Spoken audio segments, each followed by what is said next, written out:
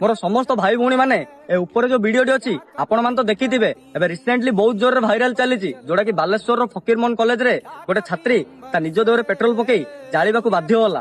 तो आपण मानकु मु कोन कहबी ए कथाटी सुनिला बेलको बहुत दुख लागुची।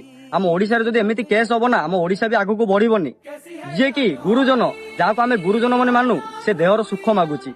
तो आज दुनिया में कौन कही भाई भौणी माने से छात्री किसी भी भूल नथिला।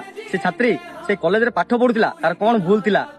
से कि गोटे थरो ताकू हारासमेंट करथिला सत से जाई कि तांको प्रिंसिपल को भी कहिथिले हेले प्रिंसिपल तांकर किछि पदक्षेप नै नथिले। सेकंड सेम से हेचोडी से जियो को धमक देथिले तू जदी भी मो कथा न सुनी मते जदी देह जदी तोर न दबु ताहाले तते 6 वर्ष मु बैक कर देबी। तो आपण माने ए कथाटी सुनिला बेलको कोन लागुची मु ए कथाटी सुनिला बेलको मु गोटे कथा आपण मानू कहूची आम ओडिशा रे एमिति किछि दंड दिया जाऊ से हेचोडी को आ से प्रिंसिपल को जेमिति 100 थर